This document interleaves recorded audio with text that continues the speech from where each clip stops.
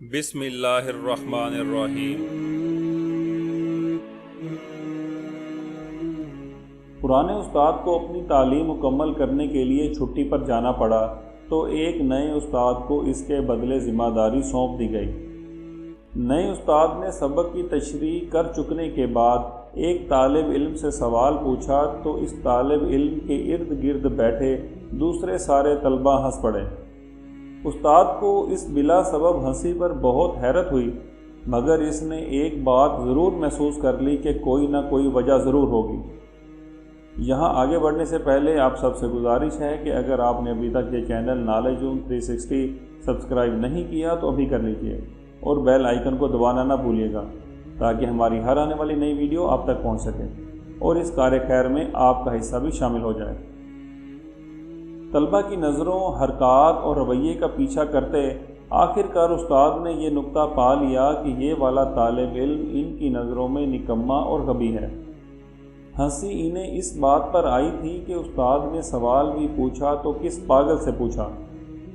جیسے ہی چھٹی ہوئی سارے طلبہ باہر جانے لگے، استاد نے کسی طرح موقع پا کر اس طالب علم کو علیحدگی میں روک لیا۔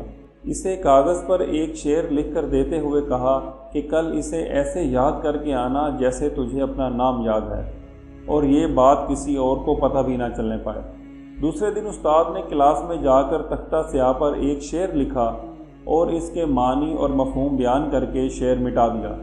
پھر طلبہ سے پوچھا کہ یہ شعر کسی کو یاد ہو گیا ہو تو وہ اپنا ہاتھ کھڑا کرے۔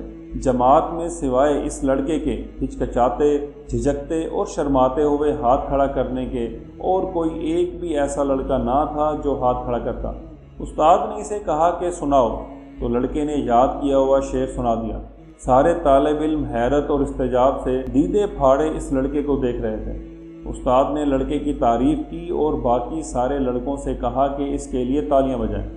اس ہفتے وقفے سے مختلف اوقات میں اور مختلف طریقوں سے ایسا منظر کئی بار ہوا۔ استاد لڑکے کی تعریف اور توصیف کرتا اور لڑکوں سے حوصلہ افزائی کے لیے تالیاں بجواتا۔ آہستہ آہستہ دوسرے طلباء کا سلوک اور رویہ اس کے ساتھ بدلنا شروع ہو گیا اور اس طالب علم نے بھی اپنے آپ کو بہتر سمجھنا شروع کر دیا اور غبی اور پاگل کی سوچ سے باہر نکل کر اپنی ذات پر بھروسہ کرنے لگا۔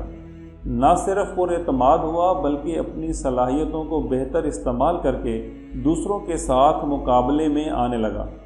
امتحانات میں خوب محنت کی اور اچھے نمبروں سے پاس ہو گیا۔ اگلی جماعتوں میں اور محنت کی اور یونیورسٹی تک پہنچا۔ آج کل PhD کر رہا ہے۔ یہ ایک اخبار میں چھپنے والا شخصی قصہ ہے جس میں ایک شخص اس شعر کو اپنی کامیابی کی سیڑھی قرار دے رہا ہے جو ایک شفیق استاد نے چپکے سے اسے یاد کرنے کے لیے لکھ کر دے دیا تھا۔ لوگ دو قسم کے ہوتے ہیں۔ ایک قسم ان لوگوں کی ہوتی ہے جو خیر کی کنجیوں کا کام کرتے ہیں، شر کے دروازے بند کرتے ہیں، حوصلہ افزائی کرتے ہیں، داد دیتے ہیں، بڑھ کر ہاتھ تھامتے ہیں، اپنی استطاعت میں رہ کر مدد کر دیتے ہیں، دوسروں کے شعور اور احساس کو سمجھتے ہیں، کسی کے درد کو پڑھ لیتے ہیں، مداوا کی سبیل نکالتے ہیں، رکاوٹ ہو تو دور کر دیتے ہیں، تنگی ہو تو آسانی پیدا کرنے کی کوشش کرتے ہیں، ترشی ہو تو حلاوت گھولنے کی کوشش کرتے ہیں، مسکراہٹ بکھیرتے ہیں، انسانیت کو سمجھتے ہیں، انسانیت کی ترویج کر دیتے ہیں، کسی کی بیچارگی کو دیکھ کر ملول ہوتے ہیں اور اپنے تئیں چارہ گری کی سبیل کرتے ہیں، ابتدا کرتے ہیں، ایجاد کرتے ہیں، ساتھ دیتے ہیں، مل کر کھاتے ہیں، دکھ بانٹتے ہیں، درد سمجھتے ہیں۔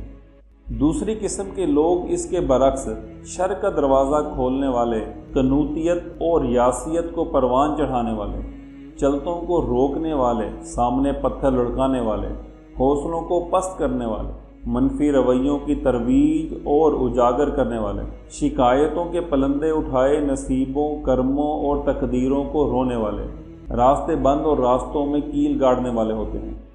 آپ معلم ہیں، والد ہیں، والدہ ہیں، قائد ہیں یا ایک عام شہری ہیں، ایک سوال ہے آپ سے، کیا آپ اپنی قسم بیان کر سکتے ہیں؟ آج کی اس ویڈیو میں اتنا ہی۔ اگلی ویڈیو تک کے لیے السلام علیکم۔